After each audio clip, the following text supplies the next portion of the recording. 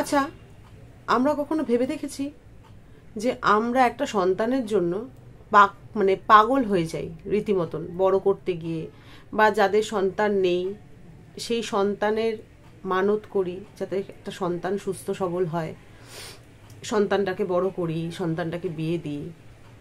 End of the day সেই সন্তানই মা বাবার উপর অকথ্য অত্যাচার করে। কেমন লাগে তখন? আজকে একটা ভিডিও আপনাদের সাথে শেয়ার করব। তার আগে আমি হাত জোর করে ক্ষমা চেয়ে নিচ্ছি দুটো কারণে। একটা হচ্ছে আমার শরীর খুব একটা ভালো নেই, গলা শুনে আপাতত বুঝতে পাচ্ছেন, তো তবুও মনে হলো যে এই ভিডিওটা শেয়ার করতেই হবে। আর দ্বিতীয়ত কারণে ক্ষমা চাওয়া হচ্ছে, আমার এই ভিডিওটা, যে ভিডিওটা এখন আপনাদের সাথে শেয়ার করব, সেটা খুব মর্মান্তিক একটা ভিডিও, খুব মর্মান্তিক। জানি না আপনাদের হয়তো অনেকের বেশিরভাগ মানুষের খুবই খারাপ লাগবে, তো তার জন্য মার্জনা চেয়ে নিচ্ছি। আপনারা দেখে নিন ভিডিওটা, তারপর আমি আবার আসছি।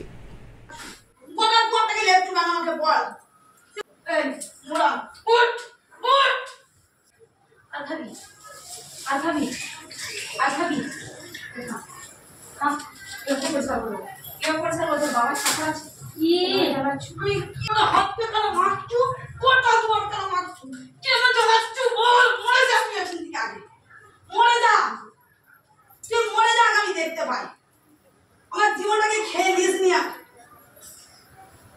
তারপরে পেঁয়াজ পড়ে গেছে, পেঁয়াজ পড়ে যাচ্ছে।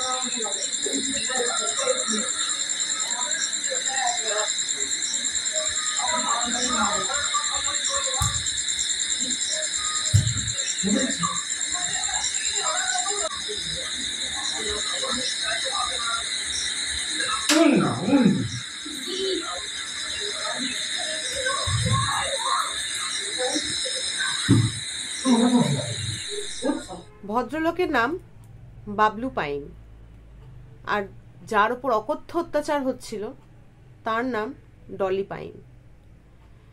এই ঘটনাটা ঘটেছে ঘাটালে দাসপাড়া বলে একটা জায়গা আছে। দাসপাড়া 1 বা 2 এরকম একটা কিছু হবে। ভিডিওটা কালকে দেখলাম, দেখার পর আমি চোখের জল আটকে রাখতে পারিনি। এতটা নৃশংস মানুষ হতে পারে। আমিও একটা বাড়ির বউ, আমারও শাশুড়ি মা আছেন। আমারও শাশুড়ি মা কিন্তু অসুস্থ, শয্যাশায়ী নন, তবে অসুস্থ। উনি ম্যাক্সিমাম টাইমস শুয়েই থাকেন। ভাবতে পারি না, বিশ্বাস করুন, কারণ আমি আমার মা বাবাও যখন বেঁচে ছিলেন শেষের দিকটা তো মা বাবাকে নিয়েও খুব টানাপোড়েন চলেছে আমার। আমি কোনোদিন ভাবতে পারি না যে মানুষ কি করে এরকম মর্মান্তিক ঘটনা কাজ করতে পারে। নিজের মা, কালকে আমি আমার শাশুড়িকে দেখাচ্ছিলাম ভিডিওটা, তখন শাশুড়ি একটা কথাই বললেন যে মেয়েটার আমি দোষ দেবো না, মেয়েটা তো পরের বাড়ির, তবে ছেলেটা কেন এরকম করলো জানি না।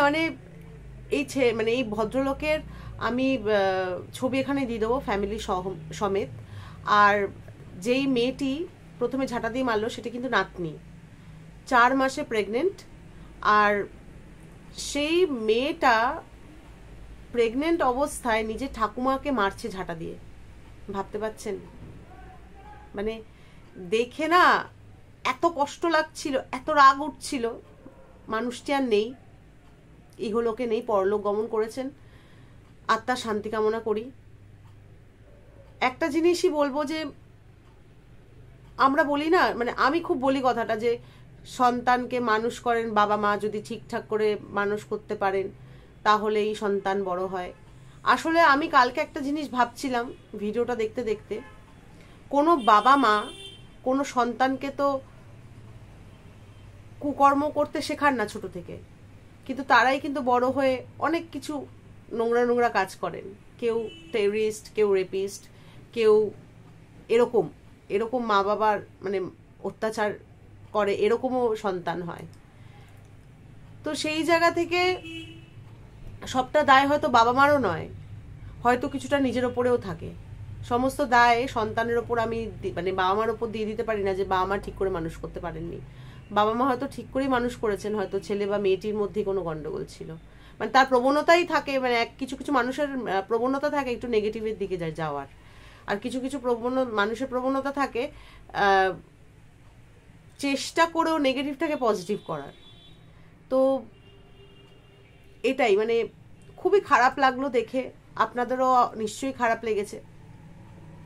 এই ভদ্রমহিলা বিগত 3-4 মাস ধরে নাকি অসুস্থ ছিলেন, একবারের জন্য ডাক্তার দেখানো হয়নি। তারপরে যা হয়, বয়স হয়ে গেলে তো ইউরিন, তারপরে ল্যাট্রিন, এগুলো তো হয়ে যায়, হওয়ার পর জামা কাপড়ে লেগেছে, তো সেইটা নিয়েই মেরেছে। আর যেই লোকটাকে দেখলেন, আমি ভদ্রলোকও বলবো না, যে লোকটাকে দেখলেন বাবলু পাইন, ওই বাবলু পাইন এত বড় অসভ্য জানোয়ার লোক, সেই লোকটি তার মাকে বলছে, বুড়ো মানুষটাকে বলছে প্রায় ঊর্ধ্ব 90 উনি, মানে আমার ঠাকুমার বয়সী বলতে পারি, তো ঊর্ধ্ব 90 উনি। তো উনি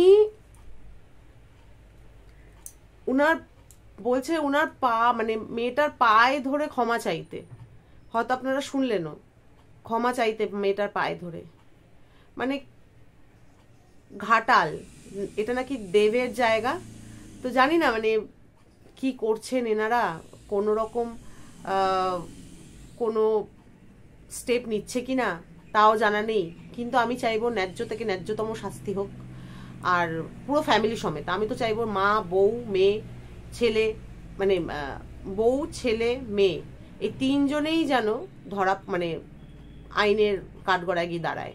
আমি একদম মানে এটা নেওয়া যাচ্ছে না, বিশ্বাস করুন, এই রকম ভিডিও নেওয়া যাচ্ছে না। কালকে আরেকটা ভিডিও দেখলাম, কিছু কিছু মানুষ নিজের ফুর্তির জন্য বাবা মাকে এত কষ্ট দিতে পারে, সত্যি কথা মানে ধারণার বাইরে। ফ্যামিলিকে নিয়ে গেছে তাজমহল দেখাতে আগ্রায়, বাবা যেহেতু ডিমেনশিয়ার পেশেন্ট, বাবাকে বেঁধে গাড়ির মধ্যে রেখে দিয়ে চলে গেছে ওই গরমের মধ্যে। অত গরম, উনি ঘেমে নিয়ে স্নান করে গেছেন, তারপরে কোনো ট্রাফিক পুলিশ ছিলেন আগ্রায়, আর সম্ভবত লেখা ছিল মহারাষ্ট্রীয় গভর্নমেন্ট, এরকম একটা কিছু লেখা ছিল গাড়িতে, তো মহারাষ্ট্র গভর্নমেন্ট লেখা ছিল।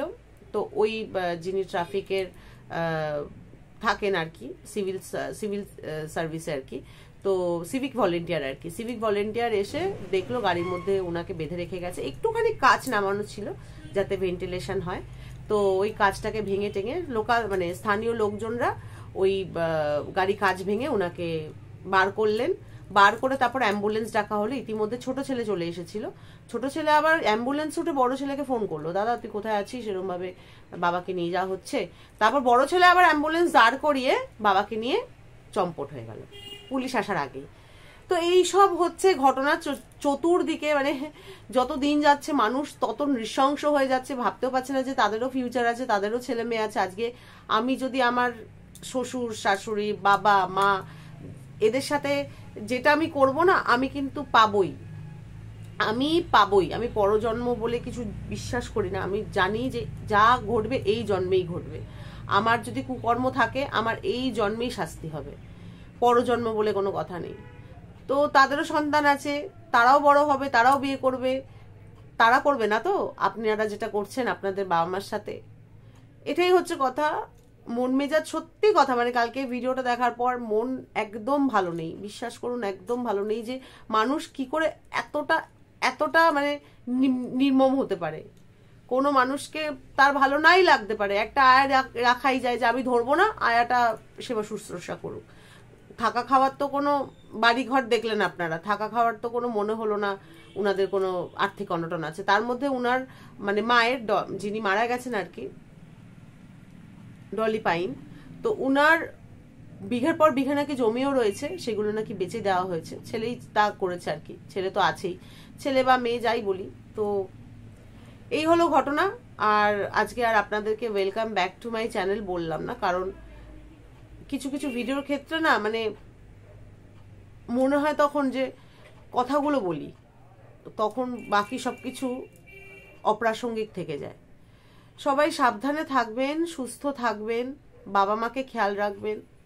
শ্বশুর শাশুড়ি, জানি আপনারা যারা আমার ভিডিও দেখছেন অনেকেরই শ্বশুর শাশুড়ি অসুস্থ, অনেকেই শ্বশুর শাশুড়িকে সেবা করেন, তাদের জন্য কুর্নিশ, মানে অনেক ভালো কাজ করছেন, করে যান, আর এর ফল আপনারা পাবেন, নিশ্চয়ই পাবেন ভবিষ্যতে। তো চলুন আজকে ভিডিওটা এখানেই শেষ করলাম। আপনারা প্রত্যেকে ভালো থাকবেন, সুস্থ থাকবেন, আর সাবধানে থাকবেন, চোখ কান খোলা রাখবেন, প্রত্যেকের যত্ন নেবেন। নমস্কার।